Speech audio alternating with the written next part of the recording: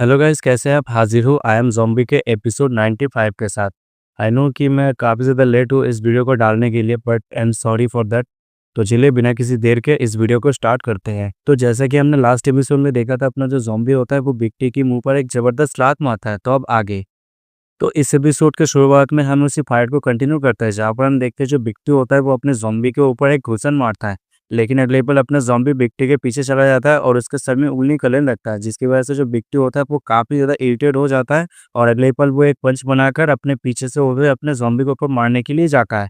लेकिन अपना ज़ॉम्बी उसके पीछे से वहाँ से हट जाता है और अपना ज़ॉम्बी और बिक्टी का पंच एक दूसरे के साथ जाके टकराता है, जिसकी वजह से हम देखते हैं वहाँ पर एक ज़बरदस्त ब्लास्ट होता है। उस ब्लास्ट के इम्पैक्ट की वजह से व्यक्ति जो होता है वो काफ़ी दूर लुढ़कता हुआ जाके एक जगह पे रुक जाता है और फिर वो कहता है, आखिर ये किस तरह का मॉन्स्टर है जिसके साथ फाइट करने के लिए मुझे बहुत से मुश्किलों का सामना करना पड़ रहा है। तभी हम देखते हैं अपना ज़ॉम्बी कहता है, ये गेम तो काफ़ी ज़्यादा अमेजिंग है, सच में वॉर्मज़िका ने एक बहुत ही अच्छा गेम को ढूंढ निकाला है। अगर ऐसी बात है तो फिर ठीक है, मुझे यहाँ पे थोड़ा सा सीरियस होना पड़ेगा। कहते ही अपना ज़ॉम्बी जो होता है वो अपने सेकंड फॉर्म को अवेकन कर लेता है, जो देखकर विक्टी भी काफ़ी ज़्यादा शॉक्ड हो जाता है और फिर वो कहता है, अरे ये तो सेकंड फॉर्म है। और हम देखते हैं अपना ज़ॉम्बी जो वहाँ पे पागल हो गया होता है वो कहता है, चलो फिर से शुरू करते हैं। कहते ही अपना ज़ॉम्बी बड़ी तेज़ी के साथ उसकी ओर आने लगता है, लेकिन अगले पल वो वहाँ पे रुक-रुक के आ रहा होता है, जैसे उसके साथ कोई ग्लिच हो गया होता है। लेकिन हम अगले पल देखते हैं गेम का जो डिफ़ॉल्ट ईआई होता है वो अपीयर हो जाता है और वो कहता है, अबनॉर्मल स्टेटस को डिटेक्ट किया गया है, कैरेक्टर का जो मूवमेंट है वो स्लो हो गया है। अपने ज़ॉम्बी के इस तरह के मूवमेंट देखकर विक्टी भी काफ़ी ज़्यादा शॉक्ड होता है और फिर वो कहता है, आखिर यहाँ पर हो क्या रहा है? और हम देखते हैं अपना ज़ॉम्बी जो मूव नहीं कर पा रहा होता है वो कहता है, आखिर मैं मूव क्यों नहीं कर पा रहा? तभी हम देखते हैं जो विक्टी होता है वो काफ़ी ज़्यादा उत्सुक होता है और फिर वो कहता है, ओह अब मैं समझा, ये ज़रूर किसी नए तरह की यूनिक वाइल्ड मॉन्स्टर मशीन होगा। पहले जो बैटल हुआ वो काफ़ी ज़्यादा पावरफुल था, मेरे द्वारा अटैक होने की वजह से इसके सर में बाल उग गए हैं और शायद इसी की वजह से ये पहले से भी काफ़ी ज़्यादा कमज़ोर हो चुका है और अभी मूव भी नहीं कर पा रहा। सो किसी स्पेशल तरह के वाइल्ड मॉन्स्टर को मारना ये तो मुझे ही बिलोंग करता है। कहते ही विक्टी अपना एक्स उठाकर बड़ी तेजी के साथ अपने ज़ॉम्बी के ऊपर अटैक करने लगता है और अगले पल वो अपने ज़ॉम्बी के ऊपर एक जबरदस्त अटैक लैंड कर देता है। तभी हम देखते हैं बिग टी का अटैक इतना ज्यादा पावरफुल होता है कि उसका खुद का ही जो एक्स होता है वो टूट जाता है और हम देखते हैं अपना ज़ॉम्बी उसके अटैक के चंगुल से वहां से मूव हो जाता है और अपना ज़ॉम्बी सीधा बिग टी की ओर मूव होता है और हम अगले पल देखते हैं अपना ज़ॉम्बी बड़ी तेजी के साथ जाकर एक पत्थर से जाके टकराता है, जिसकी वजह से हम देखते हैं जो पत्थर भी वहां पे टूट गया और अपना ज़ॉम्बी इधर उधर मूव करते हुए कहता है, पहली बात तो मैं मूव भी नहीं कर पाया जहाँ पर मैंने अपनी सारी की सारी ताकत लगा दिया था, लेकिन अचानक से मेरा मूवमेंट इतना ज्यादा तेज हो गया मुझे भी खुद पता नहीं था, शायद ये कॉन्टिन्यूसली छींकने की वजह से हो रहा है। तभी हम देखते हैं ज़ॉम्बी के कुछ दूर पीछे बिग टी आके लैंड करता है, जो देखकर अपना ज़ॉम्बी पीछे देखता है और फिर वो कहता है, ओ मैं तो भूल ही गया था, मुझे फाइट खत्म करना है, चलो चलो उठ जाओ, तुम्हारे साथ खेलने के लिए मैंने अपने फॉर्म को चेंज किया। तभी अपना ज़ॉम्बी कुछ नोटिस करता है, जो देखकर वो काफी ज्यादा शॉक्ड हो जाता है और हम देखते हैं जो बिग टी होता है वो वहां से डिसअपियर हो रहा होता है, जो देखकर अपना ज़ॉम्बी कह रहा है, क्या ये मर गया? तभी हम देखते हैं वहाँ पे विंडो अपीयर होता है जहाँ पर बताया जाता है मर्चेंट गिल्ड सिविलाइजेशन की 255 एलिमिनेट हो गया है। तभी सीन यहाँ पर कट होता है, फिर सीन हमारा ब्लैक क्वीन के ऊपर शिफ्ट होता है, जहाँ पर हम देखते हैं जो मर्चेंट गिल्ड सिविलाइजेशन का जो लड़की होता है वो अपने टेंटिकल के थ्रू उनके टीम के ऊपर अटैक कर रहा होता है और हम देखते हैं जो चीफ होता है वो अपने कैनन के थ्रू उन सारे अटैक को डॉज किए जा रहा होता है और कहता है, ये सब तो कैनन के अटैक के थ्रू भी इफेक्ट नहीं हो रहा। लेकिन तभी एक टेंटिकल चीफ की ओर आने लगता है, जो देखकर वहाँ पे ब्लैक क्वीन आ जाता है और ब्लैक क्वीन चीफ को वहां से बचा लेता है और जो टेंटिकल उसकी ओर आ रहा था उसको वो अपने पैर से वहीं पे कुचल देता है। तभी चीफ ये सब देखकर मन में कहता है, ये तो काफी ज्यादा स्ट्रॉन्ग है, यहाँ तक मैं अपने कैनन के थ्रू इन सारे टेंटिकल को डिस्ट्रॉय नहीं कर पाया, इसने बस अपने पैर से उन सारे टेंटिकल्स को डिस्ट्रॉय कर दिया। तभी ब्लैक क्वीन चीफ से कहती है,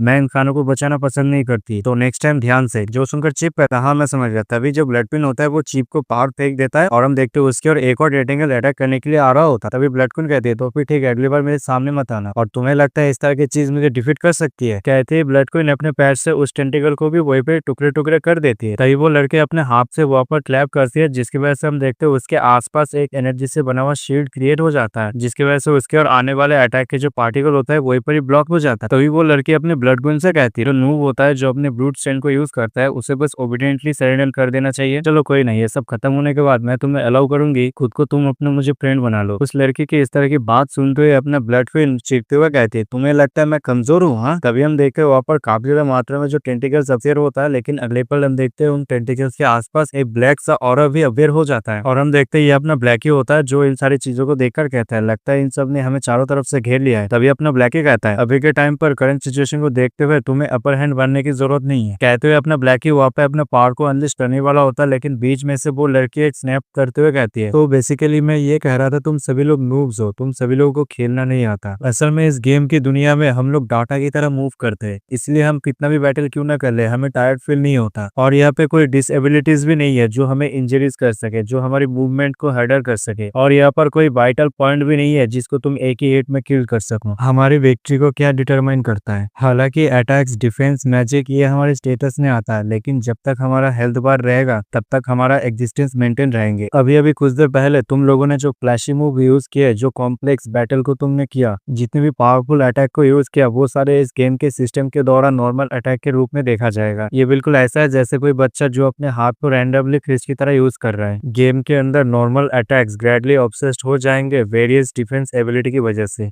अगर कोई मेरे ऊपर अटैक भी करता है और वो भी मैसिव अटैक, तो फिर वो मेरे ऊपर कोई भी इफेक्ट नहीं कर पाएगा, क्योंकि गेम का डिफॉल्ट सेटिंग है जिसकी वजह से मेरा बस थोड़ा सा ही एचपी डाउन होगा। लेकिन मेरा जो स्किल है वो तुम लोगों के ऊपर बहुत ही ज्यादा डैमेज छोड़ेगा। तभी चीप अपने हेल्थ बार की ओर देखता है, जहाँ पर हम देखते हैं उसका जो हेल्थ बार का जो एचपी होता है वो 13% में पहुंच गया होता है, जो देखकर चीप काफी ज्यादा शॉक हो जाता है। हालांकि इस गेम में इंजरी की वजह से पेन होने का कोई भी फीलिंग नहीं रहता है, इसलिए तुम लोगों को लगता है तुम्हारा इस गेम के ऊपर अपर हैंड है। असल में तुम लोग मेरे अटैक की वजह से, हिट होने की वजह से तुम लोगों का जो एचपी है वो ग्रेडली डिक्रीज हो गया, जिसके चलते सिस्टम ने इसे जज कर लिया कि तुम्हारा एचपी ग्लो हो रहा है। और टीम कंट्रोलर के रूप में मैं कभी भी नहीं चाहता था तुम लोगों को डिफीट करना, लेकिन मैं यहाँ तुम लोगों को ट्रैप कर सकती हूँ। तभी हम देखते वो लड़की अपने ब्लैकी, ब्लड क्वीन और चीप को अपने डोमेन के अंदर ट्रैप कर लिया होता है, और हम देखते वहाँ पर वही लोग भी वहाँ पर अपेयर हो जाता है, जहाँ पर हम देखते जो आदमी होता है जिस स्वॉर्ड के साथ, वो कहता है इनसर्कलमेंट कंप्लीट हो चुका है, जल्दी से हार्वेस्टिंग को स्टार्ट करो। तभी दूसरी साइड जो येलो वाला लड़का होता है जो चीजों के ऊपर नजर रख रहा था, वो कहता है रुको रुको, यहाँ पर कुछ गड़बड़ है, बिग टी का एचपी रैपिडली ड्रॉप हो रहा है, कोई भी मैसेजेस का रिप्लाई नहीं दे रहा, जल्दी से कोई जाओ और कुछ करो। तभी येलो वाला लड़की कहती है आखिर यहाँ पर हो क्या रहा है? ओपोनेंट टीम के 5 प्लेयर 2 टीम के हिस्से में स्प्लिट हो गया है। लगता है बिग टी को वाइड एरिया में ओपोनेंट टीम के 2 बंदों ने कुछ किया होगा।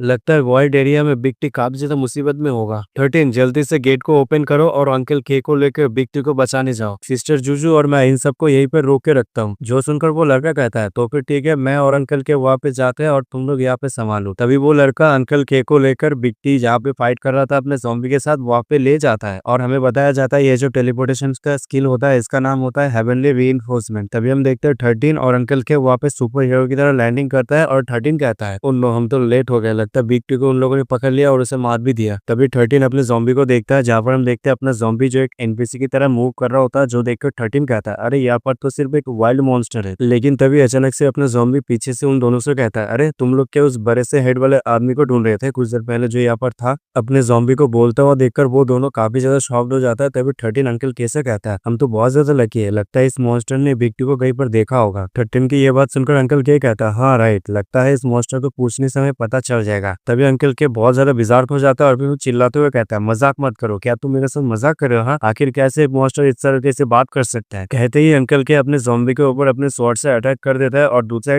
13 जो होता है वो अपने गन को अपने ज़ॉम्बी की ओर पॉइंट करते हुए कहता है इस बंदे के पास डिस्गस्ट टाइप का स्किल है, ओपोनेंट की जो है वो जरा सा भी न्यूकमर नहीं है। तो यही पर इस एपिसोड का एंड हो जाता है। अगले एपिसोड में हम देखेंगे अपना ज़ॉम्बी उन दोनों से जीत पाता है या नहीं। तो चलिए जानते हैं अगले वीडियो में, जिसके लिए आपको चैनल को सब्सक्राइब करके वीडियो अगर पसंद आए तो वीडियो को लाइक कर देना और हो सके तो कमेंट कर देना। तो मिलता है अगले वीडियो, तब तक के लिए सावधान।